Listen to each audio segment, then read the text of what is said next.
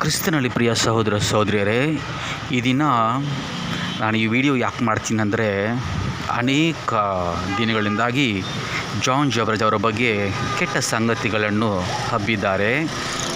ಮೊದಲನೇದಾಗಿ ತಿಳ್ಕೊಳ್ಳಿ, ಇದು ಎ ಜನರೇಟೆಡ್ ಕಾಳಗಳು. ಯಾರನ್ನಾದರೂ ಹೇಗಾದರೂ ವಿಡಿಯೋ ಮಾಡಬಹುದು, ಯಾರನ್ನಾದರೂ ಹೇಗಾದರೂ ಮಾಡಿ ವಾಯ್ಸ್ ಕೊಡ್ಬೋದು ಮತ್ತು ದುಡ್ಡು ಕೊಟ್ಟು ಹಣ ಆಸೆಕ್ಕಾಗಿಯೂ ಅನೇಕ ಸಾಕ್ಷಿಗಳನ್ನು ಸೃಷ್ಟಿಪಡಿಸ್ಬೋದು. ಕಾರಣ ಹಾಗಾಗಿ ಈ ಕಾಲದಲ್ಲಿ ಮೊದಲನೇದಾಗಿ ವಾಕ್ಯದ ಅನುಸಾರ ನೋಡೋಣ, ನಮ್ಮ ಸ್ವಂತ ಮಾತಾಡೋದು ಬೇಡ. ಹಾಗಾಗಿ ಇವತ್ತು ಅನೇಕ ಜನ ಮೈಕ್ ಮುಂದೆ ಕೂತ್ಕೊಂಡು ಡಿಬೇಟ್ಗಳು ಮಾಡ್ತಿದ್ದಾರೆ ಅವರ ಬಗ್ಗೆ. ಅವರು ಮೊದಲ ಜೀವನದಲ್ಲಿ ಅವರು ಸರಿ ಧರ್ಮ ಮಸ್ತ್ ತಿಳ್ಕೋಬೇಕು. ನ್ಯಾಯವನ್ನು ವಿಚಾರಣೆ ಮಾಡುವ ನ್ಯಾಯಾಧೀಶ್ವರನಾದ ಕರ್ತನಾದ ಯೇಸು ಸ್ವಾಮಿ ಆತರೇ ಸುಮ್ಗಿರುವಾಗ ನೀವು ಯಾರು? ದೇವರು ಹೇಳ್ತಾರೆ, ಒಂದು ವ್ಯಭಿಚಾರ ಸ್ತ್ರೀ ಕೈಯಲ್ಲಿ ಸಿಕ್ಕಾಕೊಳ್ಳುವಾಗ ನಿಮ್ಮಲ್ಲಿ ಪಾಪವಿಲ್ಲ ಎಂಬುದಾಗಿ ಹೇಳುವವರು ಮೊದಲನೇದಾಗಿ ಕಳ್ಳಿಸಿರಿ ಎಂಬುದಾಗಿ. ಯಾರೂ ಎಸಲಿಲ್ಲ, ಕಾರಣ ಪಾಪ ಮಾಡಿದ್ದಾರೆ ಎಂಬುದಾಗಿ. ಆದ್ದರಿಂದ ದೇವರು ಬಿಟ್ಟು ಈ ಪ್ರಪಂಚದಲ್ಲಿ ಯಾರೇ ಆಗಿರಲಿ, ದೇವರ ತಾಯಿಯೂ ಆಗಿರಲಿ, ಎಲ್ಲರೂ ಪಾಪ ಮಾಡಿದ್ದಾರೆ. ಕಾರಣ ಹಾಗಾಗಿ ನಮಗೆ ಆ ಒಂದು ಅರ್ಹತೆ ಇಲ್ಲ ವಿಚಾರಣೆ ಮಾಡೋದು. ಮೇಲಾಗಿ ನಾವು ಪ್ರಾರ್ಥನೆ ಮಾಡೋಣ. ಅಳಿದು ಹೋಗಿ ಆತ್ಮಗಳು ಇವತ್ತು ನಾಶನಗೊಳ್ತಿದೆ, ಸಭೆ ಮುಚ್ಚೋಗಿದೆ, ಅವ್ರಿಗೆ ಪ್ರಾರ್ಥಿಸೋಣ. ಪ್ರಿಯವಾದವರೇ, ನಮ್ಮನ್ನು ನಾವೇ ಯಾತಕ್ಕಾಗಿ ಯೂಟ್ಯೂಬಲ್ಲಿ ಹಾಕಿ ಪಬ್ಲಿಸಿಟಿ ಮಾಡಿ ಅವರಿಂದ ನಮಗೂ ಕೆಟ್ಟ ಹೆಸರು. ಹಾಗಾಗಿ ಜಾನ್ ಜಬರ್ಜ್ ಬಗ್ಗೆ ನಾನು ಇಷ್ಟು ಮಾತಾಡ್ತೀನಿ ಅಂದರೆ, ನಾನು ಅವರ ಫ್ಯಾನ್ ಅಲ್ಲ, ಅವರು ನೋಡಿಲ್ಲ. ಅನೇಕ ಬಾರಿ ಅವರು ನಾನು ಭೇಟಿ ಮಾಡೋ ಸಂದರ್ಭ ಬಂದಿದ್ರೂ ನಾನು ಯಾವುದು ಸೆಲ್ಫಿ ತೊಗೊಳ್ಳಿಲ್ಲ. ಅವ್ರನ್ನ ಎದುರು ಕಂಡು ಬಂದರೂ ನಾನು ಮಾತಾಡೋ ವ್ಯಕ್ತಿ ಅಲ್ಲ. ಕಾರಣ ನಾನು ಯಾರನ್ನು ನಂಬೋ ವ್ಯಕ್ತಿ ಅಲ್ಲ.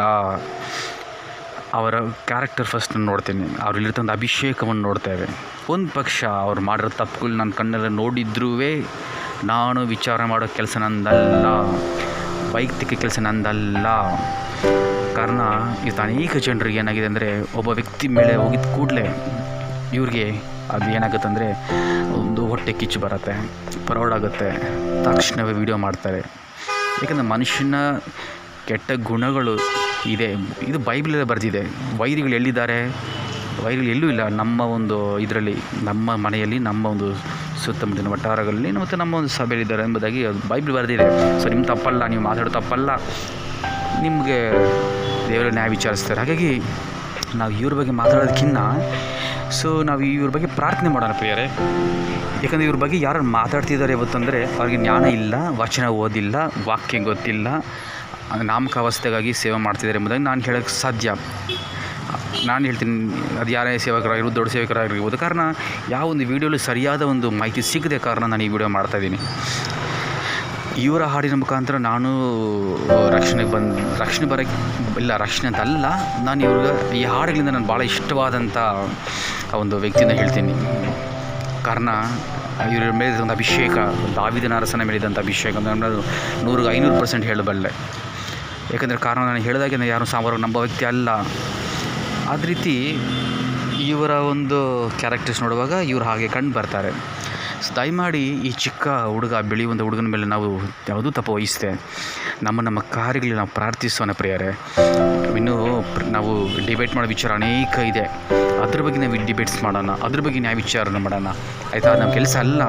ಫಸ್ಟ್ ಆಫ್ ಆಲ್ ಇದು ಯಾಕೆ ಮಾಡ್ತಾರೆ ಅಂದರೆ, ಯೂಟ್ಯೂಬಲ್ಲಿ ಪಾಪ್ಯುಲೇಟ್ ಆಗಬೇಕು, ಲೈಕ್ಸ್ ಬರಬೇಕು ಎಂಬುದಾಗಿ ವೈರಲ್ ಯಾವ ವೀಡಿಯೋ ನೋಡ್ಬಿಟ್ಟು ಅವ್ರು ಮಾಡ್ತಾರೆ. ಇದು ತಪ್ಪು.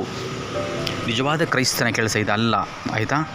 ನಾವಿನ್ನು ದುಃಖ ಪಡಬೇಕಾದ ಸಂಗತಿ ಸಭೆ ಮುಚ್ಚೋಗಿದೆ ಎಂಬುದಾಗಿ. ನೆಹೆಮೀಯ ಯಾವುದೇ ರೀತಿ ಪ್ರಾರ್ಥನೆ ಮಾಡ್ತಾನೋ, ಸಭೆ ಕಟ್ಟಲ್ಪಡಬೇಕು, ಸಭೆ ನಾಶನವಾಗಿದೆ ಎಂಬುದು ಆ ಭಾರ ನಮ್ಮಲ್ಲಿ ಇರಬೇಕು. ಯಾವುದೇ ಸೇವಕರಾಗಿರಲಿ ಈ ಒಂದು ವಾಕ್ಯವನ್ನು ಅವರು ಡಿಬೇಟಲ್ಲಿ ಮಾತಾಡಿಲ್ಲ ಅಂದರೆ, ಎಲ್ಲರೂ ಒಂಥರ ಅವರನ್ನು ಇಳಿಸ್ಬೇಕೆಂಬುದಾಗಿ ನೋಡ್ತಿದ್ದಾರೆ. ನಾನು ಆಗಲೇ ಹೇಳಿದೆ, ನಾನು ಅವರ ಫ್ಯಾನ್ ಅಲ್ಲ.